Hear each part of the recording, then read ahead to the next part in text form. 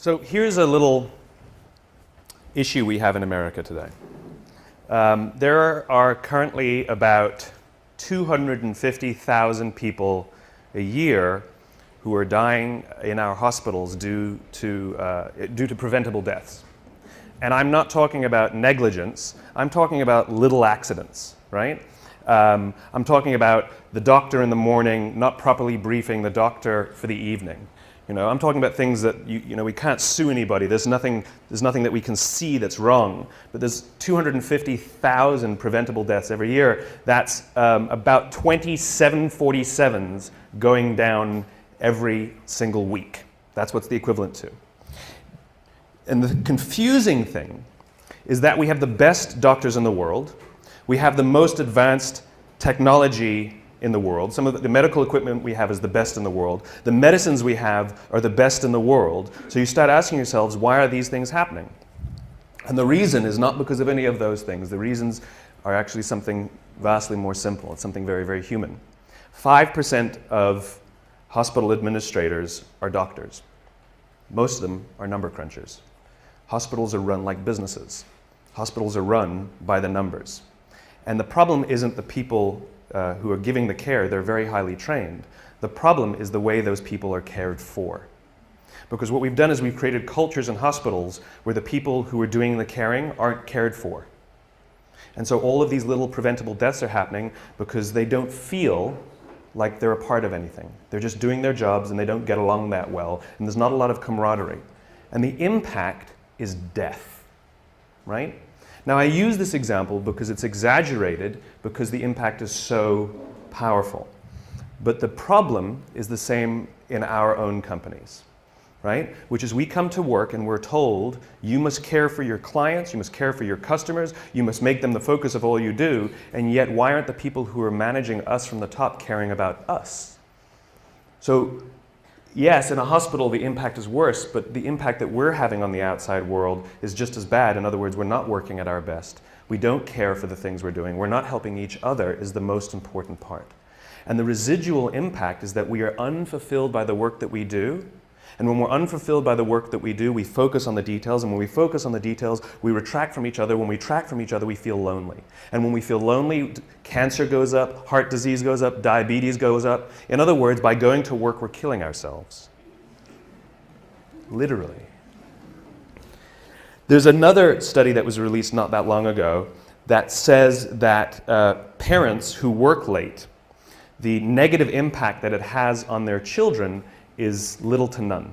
They may feel guilty as parents, but the negative impact that it has on the raising of their children is little to none. However, parents who come home from jobs they hate or don't love, their kids are more likely to be bullies at school. And now you think about the bullying epidemic we have in America, right? Where there's this disturbing number of young children who are killing themselves, suicides, because of bullies. The problem is not the schools. And the problem isn't even the parenting. The problem is the jobs the parents have. This is the importance and this is the power of the work that we do and the places we go to work, right?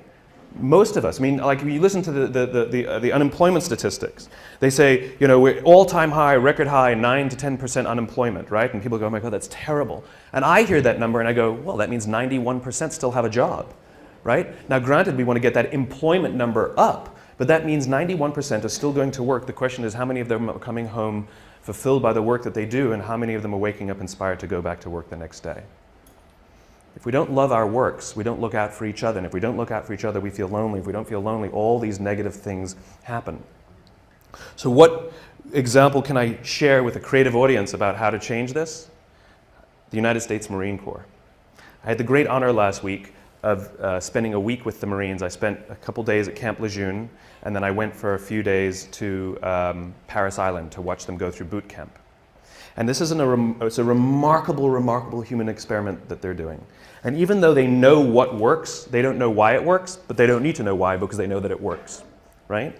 But what's happening is they're taking a group of strangers, people who don't know each other, who are showing up, and within a very, very short period of time, learn to trust each other so much that they would give their lives for each other.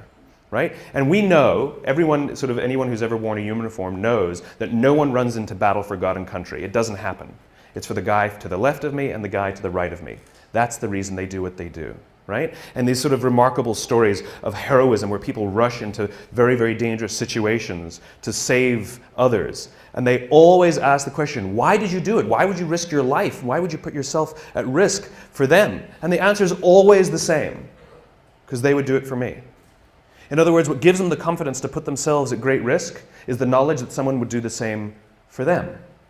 We would put ourselves at great risk for our companies if we knew that our companies would put themselves at great risk for us.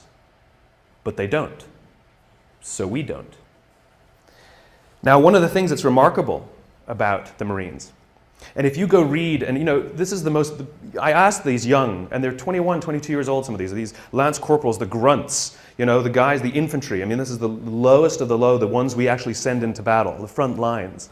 And I asked them, are you misunderstood in America? And they said, yes, unanimously. They all nodded. I said, what do people think of you? And one stood up and says, they think we're baby killers. I said, how does it feel? He says, it hurts. And when I say, well, tell me a story then that captures to you what it means to be a Marine, the feeling you have of being a Marine, tell me a story that captures it. And I expected to hear stories of, I took a hit and somebody saved me, or I ran into a firefight and pulled somebody. I expected these stories of heroism. Not a single story like that came out. Now, I'm sure those stories exist, but those aren't the stories they told me that capture what it means to be a Marine. One of the stories they told me was a young boy in Afghanistan who would come around every morning and sell kebabs to the Marines. And then one day he showed up and he was all beaten up. And he didn't go to his parents for help and he didn't go to his friends to help. He came to the Marines for help because he trusted them more than anyone else. They told me a story that captured how they feel of a village that had been overrun by the Taliban, and the residents of the village couldn't go home because they would be killed by the Taliban, and so they were just living by the river. The problem was winter was coming. And one of the elders came to the Marines, knocked on the door, and said, I need you to come down to the river and kill us. And the Marine said, what are you talking about? He says, if we go back home, we'll be killed by the Taliban, and if we stay out there, we're going to die slow deaths this winter. It's easier if you just come and kill us, please. The Marines overran the Taliban village, pushed the Taliban out. A year later, they went back to this village and people were playing volleyball. These were the stories they told me that capture what it means to be a Marine. They believe in doing good for others, and the fulfillment they get when they put themselves at risk so that others may prevail is overwhelming. This is not unique to the Marine Corps. This is all human beings. The feeling of fulfillment comes from doing something for another. The feeling from fulfillment comes from the exertion of time and energy for someone else.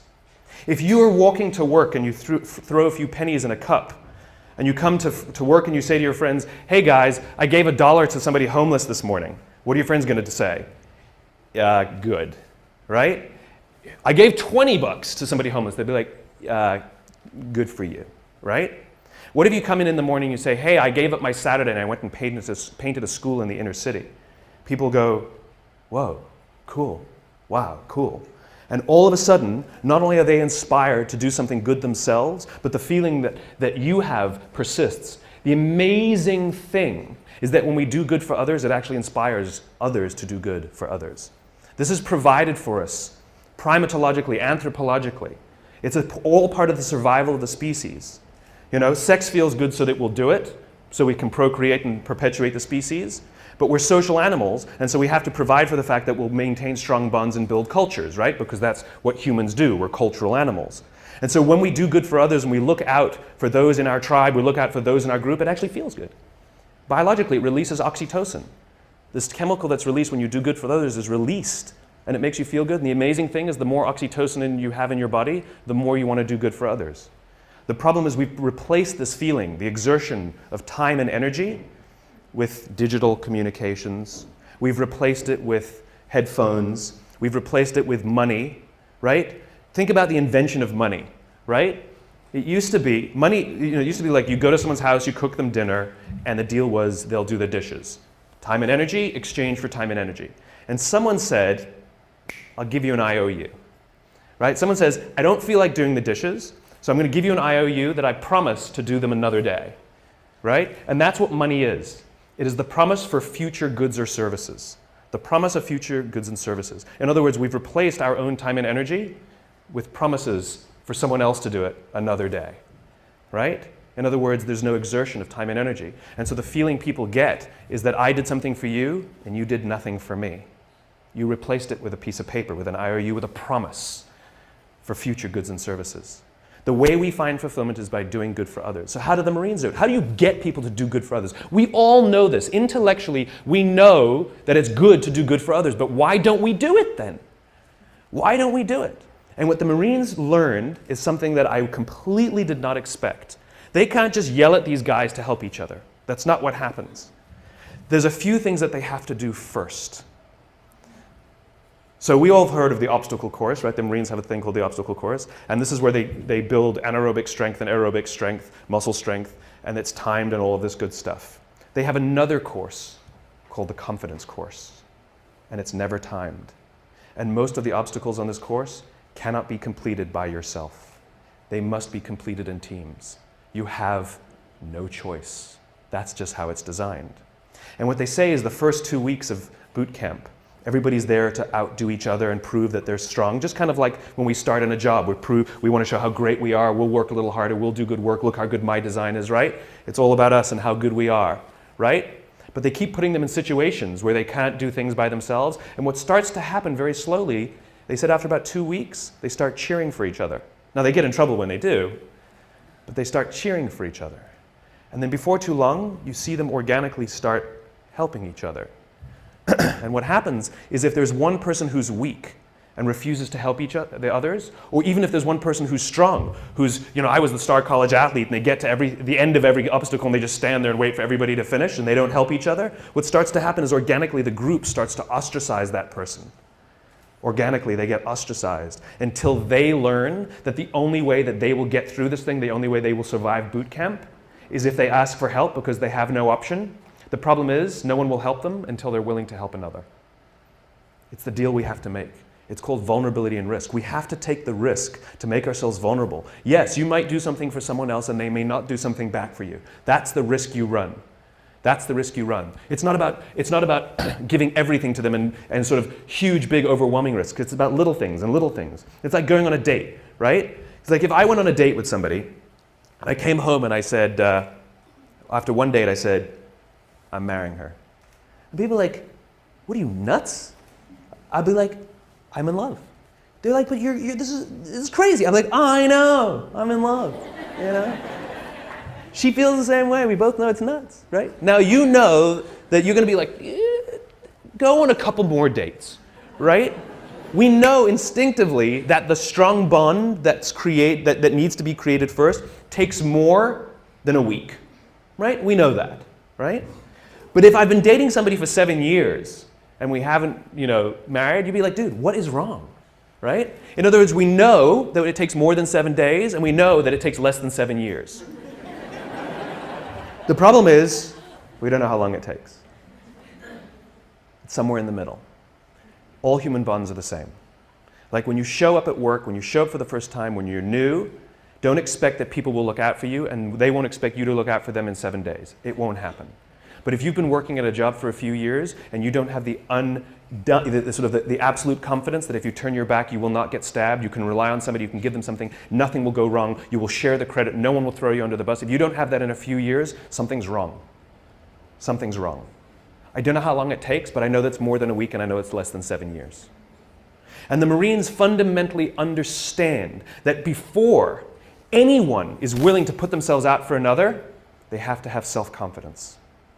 Real self-confidence. You have to be confident in yourself and your own ability before you're willing to help another. If you're insecure at all about your own ability, it's sort of a paradox, right? How can I overcome my confidence, my self-confidence? And we all have ego issues at all times, we all do, right? But if I'm not confident in myself, I won't help another. It's a paradox because then we need someone to look out for us before we're willing to help our peers, right? This is what management is supposed to do.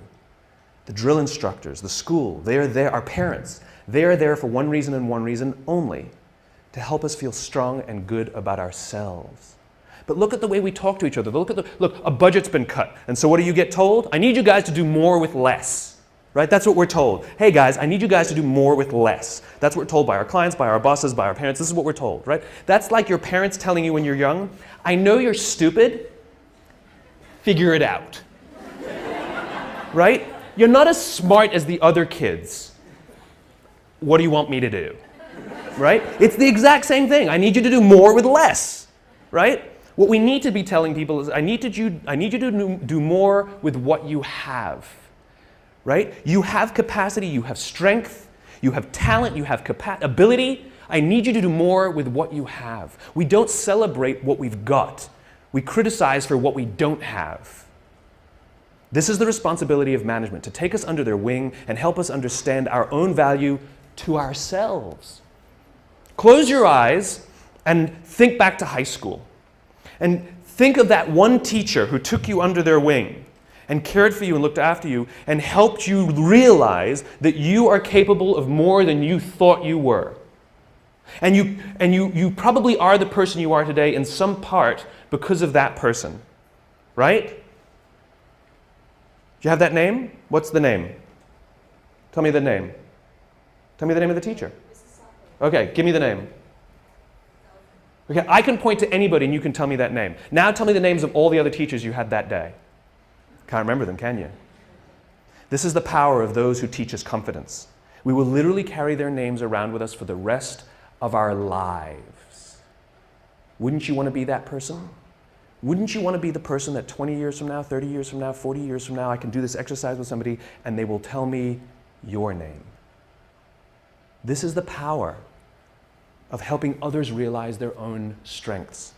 This is what management and leadership is supposed to be doing. They're supposed to be caring for us and helping us realize our own value. And by the way, if you have anybody who reports to you or works for you, your responsibility is not to make them meet the deadline. Your responsibility is not to make sure that they do as you say. Your responsibility is to make sure that they understand their own strengths, their own value, and that they are way, way more talented than they think they are. And the only way they will learn that is if you put them in situations in which they can fail. And you hold them and you support them and you give them talent and you give them skills and you give them education and you watch their backs, and if they fall over, you encourage them to get back up, and if they fall over, you encourage them to get back up, and if they fall over, you encourage them to get back up until they figure it out themselves. It's called confidence. It's your responsibility to help others find it, and it's others' responsibility to help you find yours. And the amazing thing is, as soon as you start feeling confident in your own ability, you naturally help each other. That's what happens. It's called trust. In the military, they give medals to people who are willing to sacrifice themselves so that others may gain. In business, we are willing to give bonuses to people who will sacrifice others so that we may gain. We have it backwards.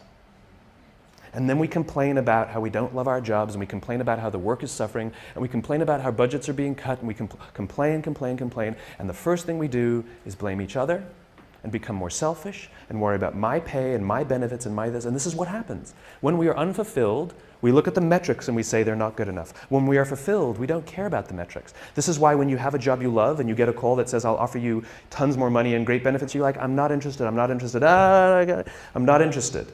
I'm very happy here, but we'll give you more. That's not the reason I'm here. I'm here because I love it. I'm here because I care for the people I work with, and I'm here because the people I work with care for me.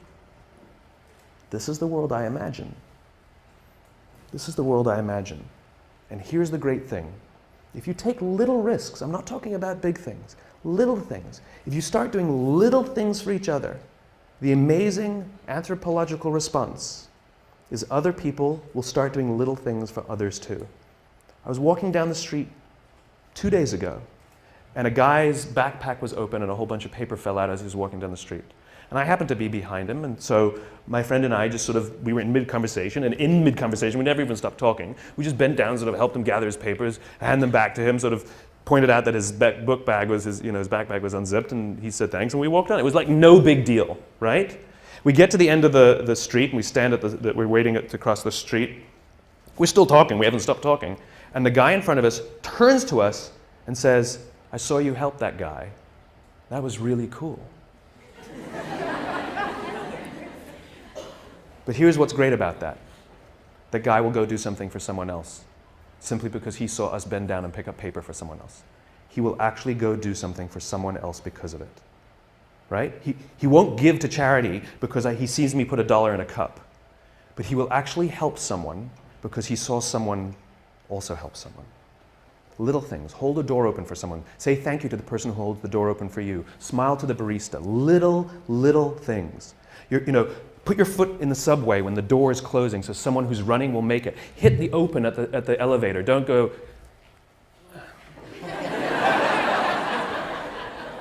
Or pretend you didn't see. That's the best one. Oh, I would have if I saw. Sorry. Right? Do it. A little time and a little energy. And you'll find around work that people give a little time and a little energy back to you. And you'll give a little more time and a little more energy. You go for a coffee with someone. Then you go for a 2-hour coffee. Then you go for a coffee and a lunch. Then you go for a lunch and a dinner. Then you go for a dinner and a movie. And then you sleep over. And then you sleep over 2 nights. And then you go on holiday together. And eventually you get married. Right? It's slow. It takes time. And we can't rush it. If when we rush it, it's all fake. Do things for others and watch how much others do for you. Go get yourself a cup of coffee from the coffee machine in the morning. Make one for someone else. It takes a little extra time. It takes a little extra energy. That's the point. That's the point. And here's the best part. You will feel so good at the end of the day. So good. Thank you very much. Thank you.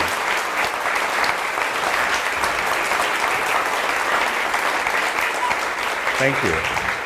It's a great question. How do you convince someone, what are the metrics? How do you convince a skeptical audience of this trust metric? You don't.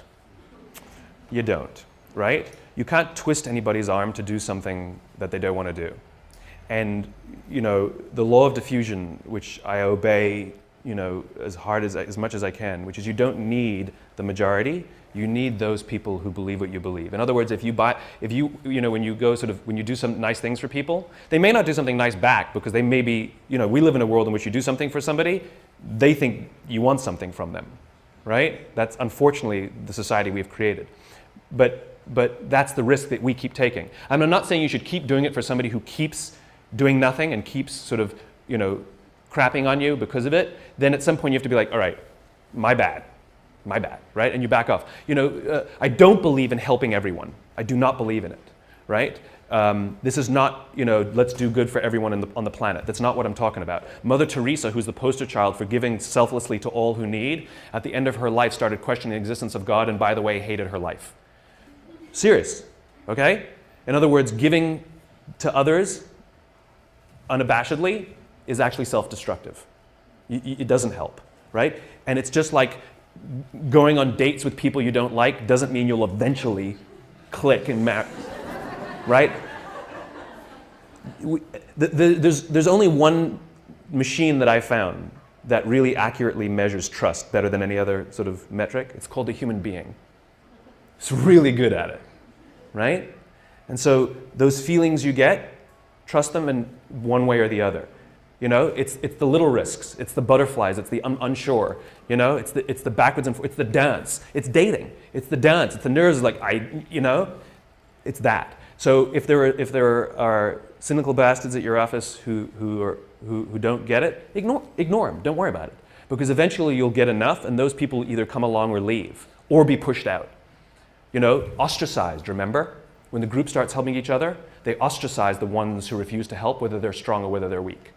They get ostracized until they learn that they cannot survive without the help of others, and they learn that the only way others will help them is if they help the others, right? The order matters. The order matters. I just thought of something that sort of is pervasive in our sort of digital world. The order matters. Sort of speak honestly about what you want, right? If you are don't do things for people when you want something from them. Just ask them what you want from them. And I'll give you one little example. It's a funny little example. We've all received emails that go like this. Dear Simon. Well, you wouldn't get an email to Dear Simon, but I would. Dear, insert your name, right? Dear Simon, haven't seen you in years. Hope you're well. Congratulations on all you've been doing. It's really amazing. We should get coffee sometime. If you could do me a favor, if you could vote for me on this website, I'm hoping to win, some $1,000 prize for my design, blah, blah, blah. Hope you're well, talk to you soon, Kenny, right? We've all received an email like that. And how do we respond to it? Right? Now, what happens if you get the same email that goes like this? Dear Simon, I'm hoping you could vote for me on this website. I'm trying to win some $1,000 prize for my design. I haven't seen you in years. I hope you're really well. Congratulations on all that you've been doing. We should get a coffee sometime. Thanks, Kenny. Totally different. In other words, when we know why you're emailing and it comes first, it has a remarkable impact. We know that all those pleasantries are just buttering us up to get to what they want, right? But if you come right out with what you want, we're actually very grateful for the pleasantries, right? It's the same thing in human interaction. Don't give someone a cup of coffee if you need a favor back. Just ask them for the favor. It builds trust. I can't trust you every time you do something nice for me. I think you want something from me. I won't trust you. And this is what companies do to us, right? Well, we did this for you. Why won't you do this for us? That's not how it works. Generosity, bending down to pick up the papers, holding the door open for someone, is expecting nothing in return, ever. You do not give. This is what happens in new business, right? New business is built on relationships. And so we build the relationship, build the relationship, build the relationship until we're comfortable to ask for the business. In other words, you were only befriending me till the point you felt that I would let down my guard and you could ask me for something. The whole time you were just waiting for that time. It doesn't work that way. If you actually want to build relationships, you build relationships without wanting anything. And that's how you build trust. You want to know why the Marines gave me this incredible access? I mean, literally, they said, Simon, anything you want to see, you got it. Anything you want to do, you got it. You can go. We went past signs that said, no observers, no civilians beyond this point. I'm like, can I take pictures? They're like, go ahead. You should see some of the pictures. They're unbelievable, right? I'm like right in there, Marines coming at me. We went out to the Crucible, and they're all like, they're like rolling in the dirt and like, going under barbed wire, and I'm like, I'm not joking either. They're like, unprecedented access that journalists would be jealous of. Do you know why they gave it to me? Because in all the time that I've been visiting with Marines and having meetings with them, I've never asked for anything. I don't want anything, and I don't have anything to sell. I just keep showing up and say, what do you need? How can I help? And at some point they said, when I called them and said, I need a little favor, because they know I haven't been waiting for the favor. It's the time now that I have a little favor. They go, absolutely, whatever you need. It's called human relationships. Companies don't do business with companies. People do business with people. Your company didn't win IBM as a client. Somebody who liked somebody said, we'll hire you. And if they didn't like you, they're just, they're playing roulette. Well, we're betting that, this will work out. Those are the weak relationships. Yes? How do you deal with the boss as a jerk or at least not getting it? The more we give, the more it inspires others to give. But the more selfish we are, the more others become selfish around us. And so those are organizations in which selfish behavior prevails. And so we see the residual effect, which is they make decisions that ultimately screw us. They destroy our economy because of their selfish behavior, right? We know this is what happens. Same in politics, right? And the answer is, don't worry about it. I know it sounds silly. And I mean, your first question is, do I talk about these things to them? I will talk to anyone who will listen. But I don't talk to people who don't want to listen. The good news is there are some good eggs. And there are some of them who've had conversions, where they were the bastards who believed in firing people and screwing people to advance their careers, and something happens. I just met a guy recently who was a very senior executive at a very, very large company, and something happened, and he got hit in the head or something, and he realized, holy cow, I have to look after people, right? And they become obsessed with it, and they start sticking their necks out. And we just need those champions scattered around. And this is what I do. The more I spread this message, the more it's kind of like, in the cartoons, sort of the Hall of Justice, the message goes out and they all sort of wherever they are, they poke their heads up. It's that kind of thing. The more we talk about it, the more we put it in our work, because don't forget, you're going to help someone who goes home feeling good and their husband or their wife works in the bank. And they're going to talk how much about they love to, and that might inspire that person. You know, it has all of these residual impacts that we don't really know. This is the funny thing about the internet, which is we're so proud of the internet that we can measure everything. No, you can't. You can only measure one layer, right? So for example, you say, Simon, what's the impact you're having? I don't know is the answer, right? I know I know that it'll take more than a week and I know it'll take 7 years, but I don't know when it's going to happen and I don't know how it's going to get there, right? All I can do is do it. Right? But I have no clue how or when. And so, for example, I can measure book sales and I can measure how many hits and I can measure how many people have watched a TED Talk and all of this. But I can't measure, you know, that TED Talk being shown to a room of 50 people and one of those 50 people doesn't buy a book, doesn't watch a TED Talk, doesn't do anything, but goes out and does something good for somebody else. I have no way of measuring that. And so we're so proud of the internet and its ability to measure everything, but we're measuring one layer where we used to measure no layers. It's like, you know, this is how people work. It's gossamer, you know? It's networked. And so the answer is don't worry about them. Don't worry about them. Worry about the people who you can care for, who you can give to, and when we reach a critical mass in society, it will tip, right? And if you don't believe me, the reason it is the way it is now is because it tipped the wrong way. There was no such thing as massive layoffs as business strategy prior to in the 1980s. It just wasn't done. It was done here and there, but it wasn't strategy. The idea of using layoffs to balance the books is a relatively new phenomenon that came for the increase of selfishness in the Gordon Gekko greed is good 1980s boom, right?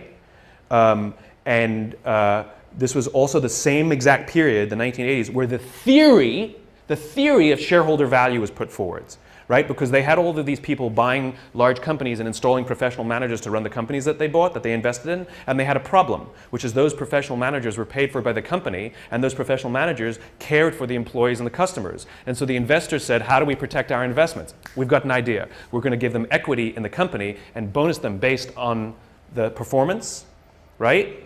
And so the shift happened where the CEOs started caring more about the investors and stopped caring about the customers and the employees. Those were theories introduced by some Harvard professor in the 1980s. We can push it back the other way, right? We can push it back the other way.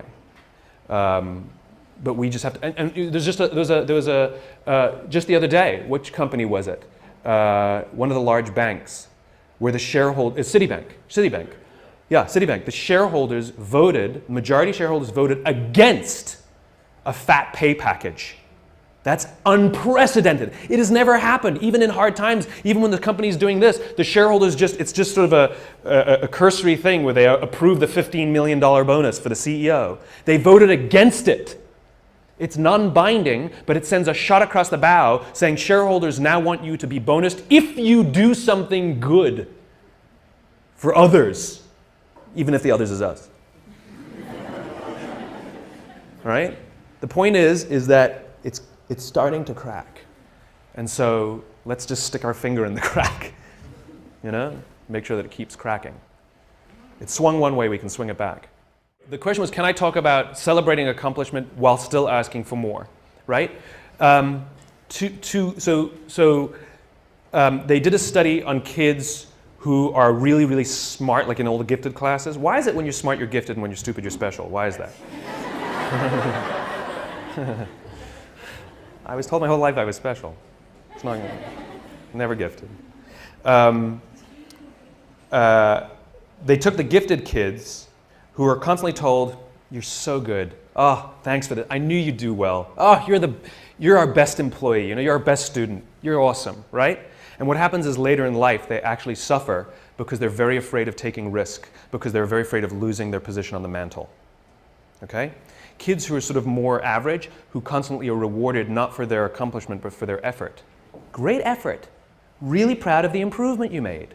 What they find is they do very well in life because there's no shelf, there's always more. There's more effort, right? And so you want to reward and acknowledge effort. Even if they don't hit the goal, it's the delta. But at the same time, if it goes backwards, you'd be like, dude, what's going on? Like we shouldn't be giving ribbons for everyone who competes, right? Because what we're teaching people is, if you do nothing, you get a medal, right? And the funny thing is we're creating a generation that's feeling very hollow. and feeling, this sense of entitlement that people complain about Gen Y. The entitlement is, I don't feel like I've accomplished anything. And the funny thing is about human beings is the way we feel accomplished is when we exert energy and time and reach a destination, right? And the more energy and time that we have to suffer through, especially if we suffer together and we get somewhere, it is overwhelming. Think about the best jobs you've ever worked on. Was it the best design? Was it the best results that the company had because of your project? Or was it an absolute hell project that you worked together and you came out on the other end and that you got it done at the deadline and you're like, that was amazing.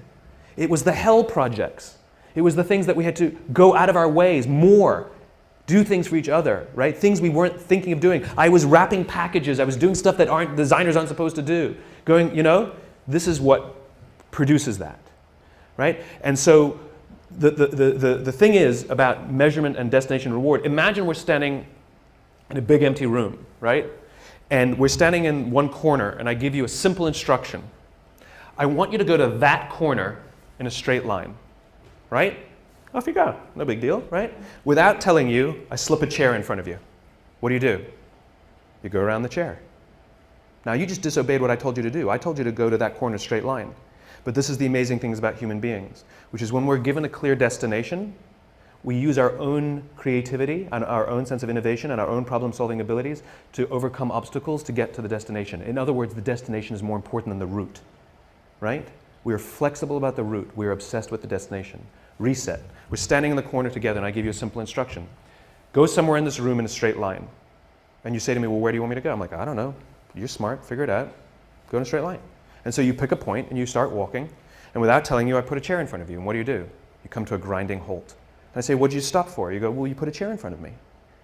Or you'll make a sudden turn and go in another direction, right? And this is the problem. It's the same obstacle. The difference is when you have a clear destination, the obstacles become easy to overcome. When you don't have a clear destination, you keep coming to a grinding halt. And what we do in our companies is we're counting the steps we're taking along the route, but we're never looking at the destination, right? So a company says, made $1 million this year, we were only planning on making 800,000. Like we took 10 steps, we're only planning on taking 8. Where are you going? No clue, right? We count the steps. And so the point is that people want to feel that the effort that they're exerting actually are moving somewhere. And so successful measurement, successful recognition is not just for the steps you take. It's not just for the effort. It's that the effort you exerted moved us closer to where we're trying to get to. And that get to should be some crazy ideal. My ideal is to live in a world in which the vast majority of people wake up every single morning, inspired to go to work and fulfilled by the work that they do. And the couple of measurements that I use are if the book is selling, and by the way, people ask me, how many have you sold? I have no clue. I've never asked the publisher because I don't care. I really don't care how many I've sold. What I care about is the Amazon rankings and that those are going steady or up and not plummeting, because that means other people, right? Because I don't have a publicist, I don't have a marketing strategy on purpose. I didn't hire one of those companies to sell the book for me. And the reason is because I'm not interested in book sales. I'm interested in the spreading of an idea. And so I just use that as a metric to help me understand, am I sort of marching in because the more I preach, is it resonating? And so you have a couple of these imperfect measurements that help you understand, are you going along the way? So it's not just great effort, look what you achieved, because that's what we're doing now. Right? Our goal is to increase top-line revenues by $50 million. For what reason? Right? Which is, we have to know the destination, and then we say, amazing. You took us that much closer. And if we go to the right, it's because we were overcoming an obstacle. If we hadn't gone to the right, we would have been stuck forever. Thank you. It's not always straight lines. It's not always straight lines. But it's in one direction. She's pulling the cane out. Thank you very, very much.